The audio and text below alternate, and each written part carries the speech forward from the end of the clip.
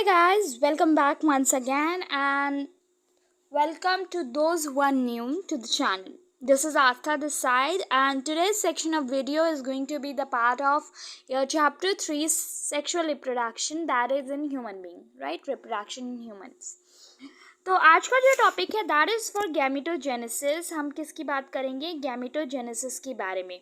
First of all हम इसे break करते हैं वर्ड को कि गैमेटोजेनेसिस वर्ड बना कैसे है. ठीक है, तो जब आप इसे ब्रेक करोगे तो सबसे पहला जो टर्म है वो होगा गैमेट प्लस जेनेसिस. ठीक है, क्या? जेनेसिस. ओके, तो अब आप मुझसे पूछोगे ma'am what is this and what are you actually trying to explain. बच्चों हम यहाँ पर हमने इस वर्ड को दो पार्ट में डिवाइड कर दिया है. पहला पार्ट है इसका gamete and second part is genesis. Clear हुआ? तो gametogenesis is basically another part कि जब गैमीट, पहले हम जेनेसिस की मीनिंग समझ लेते हैं. मैं आपको सबसे पहले जेनेसिस की मीनिंग समझाती हूँ. तो बेसिकली जेनेसिस की मीनिंग क्या होती है कि कोई चीज़ बनना. जेनेसिस मतलब जेनरेट होना. ठीक है, तो गैमेटोजेनेसिस एक प्रोसेस है जिसमें हमारा गैमेट का जनरेशन हो रहा है. मतलब गैमेट के प्रोडक्शन या फिर बनने के प्रोसीजर को हम गैमेटोजेनेसिस कहते हैं. क्लियर हुआ? ठीक है, तो हम करते हैं यहाँ पर बात करते हैं कि यहाँ पे क्या एक्चुअली कंटेंट में हमारा दिया हुआ है. ठीक है, testis and ovary produce the male and female gamete respectively by gametogenesis. तो यहाँ पर कह रहा है कि गैमेटोजेनेसिस के थ्रू ओवरीज एंड टेस्टिस में हमारे mail and female gametes production होता है, बनते हैं. ठीक है, spermatogenesis is in males and oogenesis in female. तो यहाँ पर एक टर्म इम्पॉर्टेंट दिया है कि जो मेल्स होते हैं उनमें स्पर्मेटोजेनेसिस होता है टर्म, और फीमेल्स में हमारा टर्म होता है किस चीज़ का? oogenesis का. क्लियर? तो मतलब कि आप स्पेसिफिकली अगर आपको बात करनी है तो मेल्स में आप कहोगे स्पर्मेटोजेनेसिस हो रहा है, मतलब वहाँ पर स्पर्म बन रहे हैं, और फीमेल्स में oogenesis हो रहा है. ठीक है, तो अब हम बात करेंगे स्पर्मेटोजेनेसिस की एज अ सीक्वेंस. हमने पहले मेल रिप्रोडक्टिव सिस्टम पढ़ा है, फिर फीमेल पढ़ा है, उसी सीक्वेंस में हम आगे देखेंगे. तो स्पर्मेटोजेनेसिस बेसिकली क्या होता है कि जब स्पर्म का प्रोडक्शन होना शुरू होता है. ठीक है, तो अगर हम इस फ्लो चार्ट की हेल्प से इसे समझना चाहें, आई थिंक फ्लो चार्ट आपको दिख रहा होगा. ठीक है, तो एक ये स्पर्मेटोगोनिया होता है. स्पर्मेटोगोनिया, अब आप मुझसे पूछोगे कि मैम ये क्या होता है, तो बेसिकली स्पर्मेटोगोनिया जो होता है उसको आप कह सकते हो मदर सेल. क्या कहोगे? Mother cell. ठीक है, तो मदर सेल जो होती है उसको हम स्पर्मेटोगोनिया कहते हैं. फिर वहाँ से आपका क्या होता है, उसका न्यूक्लियर डिवीजन होता है और उसका जो स्ट्रक्चर है डीएनए वो हो जाता है, तो वो प्राइमरी स्पर्मेटोसाइट बनाता है. फिर वहाँ पर मियोसिस 1 होता है, तो वहाँ से हमारा डेवलपमेंट होता है सेकेंडरी स्पर्मेटोसाइट का. 2 बन गई, एक ये और एक ये, तो ये सेकेंडरी स्पर्मेटोसाइट हो गई. फिर उसके बाद इसमें मियोसिस सेकेंड होता है जिससे आपके क्या बनते हैं? 4 रिस्पेक्टिव स्पर्मेटिड्स बनते हैं. क्या बनते हैं? स्पर्मेटिड्स. अब इन स्पर्मेटिड्स से हमारे मेल स्पर्म्स बनेंगे 4, क्योंकि हमारे स्पर्मेटिड्स की काउंटिंग कितनी है? 4. तो स्पर्म कितने बनेंगे? 4. क्लियर हुआ कि क्या प्रोसीजर होता है? सबसे पहले आपकी मदर सेल होती है, दैट इज स्पर्मेटोगोनियम. वहाँ से आपका प्राइमरी स्पर्मेटोसाइट बनता है. सबसे पहला पॉइंट स्पर्मेटोसाइट्स में कि आपका प्राइमरी स्पर्मेटोसाइट बनता है. देन हमारा सेकेंडरी बनता है थ्रू मियोसिस. फिर सेकेंडरी से हमारा फिर मियोसिस 2 होता है जहाँ पर हमारे 4 स्पर्मेटिड्स बनते हैं, और फिर उन्हीं 4 रिस्पेक्टिव स्पर्मेटिड्स से हमारा मेल स्पर्म बनते हैं. क्लियर हुआ? अगर हम थोड़ा डिटेल की बात कर रहे हैं तो sperms are produce by spermatogonia, that is immature germ cell. तो यहाँ पर है कि जो स्पर्म्स होते हैं वो स्पर्मेटोगोनिया से डेवलप होते हैं, जिन्हें हम इमेच्योर जर्म सेल्स भी बोलते हैं. मैंने मदर सेल बताया है, आप यहाँ पर इसको जर्म सेल भी बोल सकते हो, दोनों टर्मिनोलॉजी राइट है. ठीक है, नेक्स्ट हम पढ़ेंगे which are present in inner walls और सेमिनिफेरस ट्यूब्यूल्स, मतलब ये सेमिनिफेरस ट्यूब्यूल्स के इनर वॉल पर स्ट्रक्चर होता है और यहीं से हमारे स्पर्म्स बनते हैं, ठीक है। So spermatogonia increases in number by mitosis. So mitosis आपको पता है कि दो तरीके के डिवीजन होता है, एक होता है माइटोसिस, दूसरा होता है मियोसिस, ठीक है। तो मियोसिस में क्रोमोसोम नंबर जो होता है वो हाफ हो जाता है, मतलब it is reductional division. But जो हमारा स्पर्मेटोगोनिया है उसमें रिडक्शनल डिवीजन नहीं होता है, उसमें माइटोसिस होता है, मतलब number of chromosomes remain same, just the number of cells increases, okay. तो ये आपका मैंने इसको आपको बताया।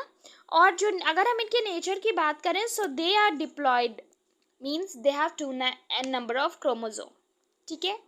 जो कुछ स्पर्मेटोगोनियाज होते हैं उन्हें हम प्राइमरी स्पर्मेटोसाइट्स बोलते हैं, ठीक है, जिनमें हमारा आगे चल के मियोसिस होता है। मतलब हम एक चीज़ समझते हैं, अच्छे से इसको समझना है, ये है एक स्ट्रक्चर जिसको हम कह रहे हैं स्पर्मेटोगोनिया, ठीक है। ये हमारा स्पर्मेटोगोनिया है। यहाँ पर 1 सेकेंड, फिर इसके बाद हमने पढ़ा कि हमारे पास क्या आता है, प्राइमरी स्पर्मेटोसाइट्स।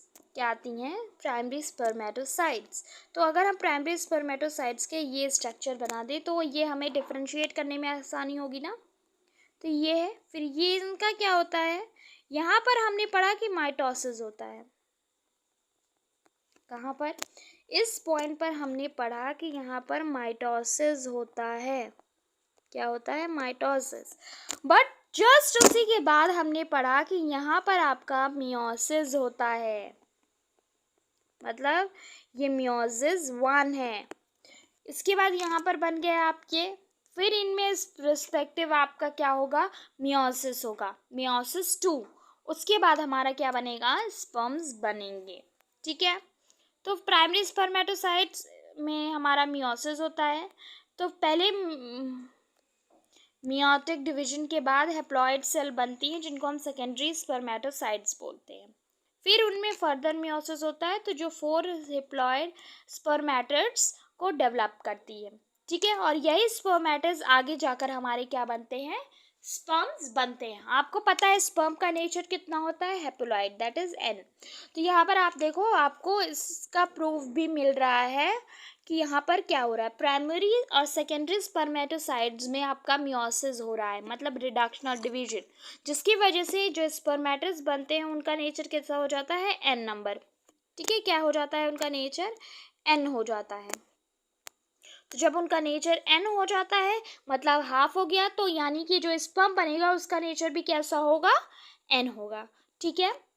तो जस्ट इसके बनने के बाद क्या होता है कि जस्ट जैसे ये बनता है उसके जस्ट बाद ये सर्टोली सेल्स में एम्बेड हो जाता है। मैंने सर्टोली सेल्स के बारे में बताया था। सर्टोली सेल्स क्या होती हैं, these are kind of cells जो कि आपका क्या करती हैं, बेसिकली स्पर्म्स को न्यूट्रिशन प्रोवाइड करती हैं, ठीक है। तो वो जो हमारे स्पर्म्स बनते हैं वो तुरंत ही जाकर सर्टोली सेल्स पे लग जाते हैं।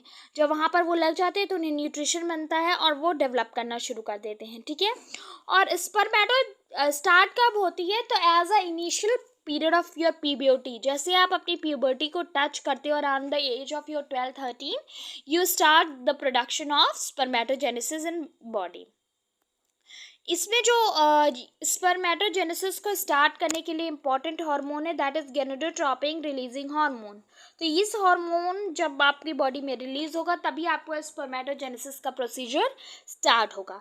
इसमें 2 तरीके के हार्मोन्स होते हैं, ग्लैंड, ठीक है। तो 2 तरीके के हार्मोन्स होते हैं। पहला जो हार्मोन दिया हुआ है वो है ल्यूटिनाइजिंग हार्मोन, LH, जो कि हमारी बॉडी में ल्यूटिनाइज करता है स्ट्रक्चर्स को, वो आगे हम पढ़ेंगे। और दूसरा है फॉलिकल स्टिमुलेटिंग हार्मोन, FSH। यही दोनों हार्मोन आपका गोनेडोट्रोपिन्स में फीमेल्स में भी रिलीज होता है, वहाँ पर इनका फंक्शन कुछ और होता है, मेल बॉडी में इनका फंक्शन कुछ और होता है। जो हमारा LH होता है वो लेडिक सेल्स की तरह एक्ट करता है, ठीक है। लेडिक सेल्स क्या होती हैं बेसिकली, जो लेडिक सेल्स होती हैं वो एंड्रोजन्स प्रोड्यूस करती हैं, मतलब जो हमारा एलएच होता है वो हमारा सेक्स हार्मोन को रिलीज करने में हेल्प करता है, आप शॉर्ट में समझो, ठीक है। और जब एंड्रोजन्स हमारे प्रोजेस्टेरॉन रिलीज होने लगेंगे मेल बॉडी में, तो वो प्रोसेस ऑफ स्पर्मेटोजेनेसिस को इनिशिएट करेंगे, स्टिमुलेट करेंगे, ठीक है। और जो हमारा एफएसएच है, हमारा एफएसएच वो क्या करता है बेसिकली, सर्टोली सेल्स के ऊपर काम करता है, जो कि स्पर्मेटोजेनेसिस में न्यूट्रिशन प्रोवाइड करती हैं, तो उनके ऊपर वर्क करता है, so that the sperm get efficient form of nutrition, ठीक है। अब हम स्पर्म इतनी बार बोल रहे हैं, तो अब हम स्ट्रक्चर भी देख लेते हैं स्पर्म का, राइट। तो ये है आपकी स्क्रीन पे आपका structure, okay, now it's clearly visible. तो सबसे पहला जो है आपका टेल है। आपको पता है टेल से क्या फंक्शन होगा, बेसिकली टेल से फंक्शन होगा कि वो मूवमेंट कर पाएगा। तो आपको पता है कि जो स्पर्म्स होते हैं वो बहुत तेज़ी से मूव करते हैं, तो तेज़ी से मूव करने का मेन रीज़न यही है क्योंकि उनके पास बहुत ही फ्लेक्सिबल और लॉन्ग टेल होती है। तो उसी टेल की हेल्प से वो बहुत तेज़ी से क्या करते हैं, मूवमेंट करते हैं, ठीक है। इनके पास अपना खुद का माइटोकॉन्ड्रिया होता है।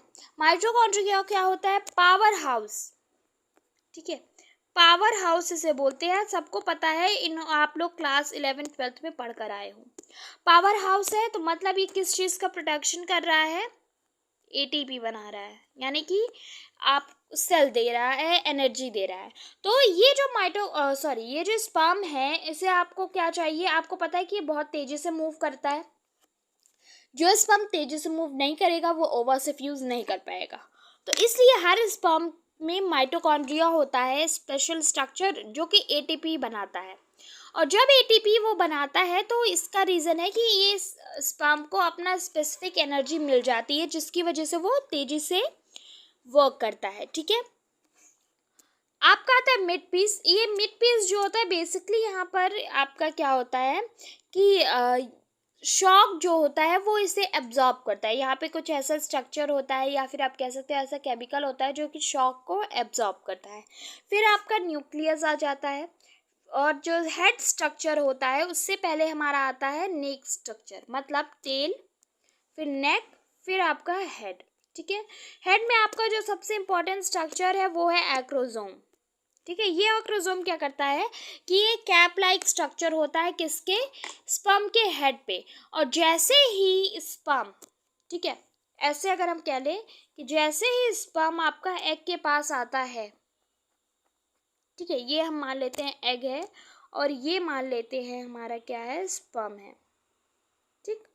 जैसे ही स्पर्म, और इसके ऊपर ये भी हम बना लेते हैं जिसकी बात कर रहे हैं हम, एक्रोजोम की, ठीक है। यहाँ पर ये एक्रोजोम लगा हुआ है, मेरी ड्राइंग इस पर इतनी अच्छी नहीं हो पा रही है तो आप समझ जाइएगा, राइट। तो यहाँ पर एक्रोजोम लगा हुआ है। तो जब ये स्पर्म यहाँ से मूव करके इस हमारे स्ट्रक्चर के पास आता है, अगर हम इसे थोड़ा सा जूम इन कर लें, ये हम मान लेते हैं हमारा है, तो जैसे ही वो इस स्ट्रक्चर के पास यानी एग के पास आएगा तो क्या होगा, होगा ये कि ये जो एक्रोजोम है ये पेनिट्रेशन का काम करती है, मतलब एग की वॉल जो है इसे वो गलाने का काम करती है। जब वो इस वॉल को गला देती है, जब इस वॉल को वो पेनिट्रेट कर लेती है, ख़त्म कर देती है, तो अब ये स्पर्म इसके अंदर जाता है। एंड जब ये स्पर्म इसके अंदर जाता है तो उस अंदर जाने के बाद जब वो दोनों एक हो जाते हैं तो उस प्रोसेस को हम क्या कहते हैं, फर्टिलाइजेशन। क्लियर हुआ। फर्टिलाइजेशन मतलब कि जब एक्रोजोम अपना पेनिट्रेशन का काम करेगी, आउटर मटेरियल यानी आउटर मेम्ब्रेन ऑफ एग को पेनिट्रेट करेगी, गला देगी, और उसके अंदर जो हमारा स्पर्म है वो चला जाएगा, तो उस जाने के प्रोसीजर को हम फर्टिलाइजेशन कहते हैं। क्लियर हुआ। तो ये था आज का पूरा वीडियो जिसमें हमने पूरा होल स्ट्रक्चर डिस्कस किया है। अगर कोई डाउट हो तो आप प्लीज़ कमेंट सेक्शन में पूछ लीजिए, एंड नेक्स्ट वीडियो के लिए वेट कीजिए because the video will be going to be very interesting, so stay tune and share.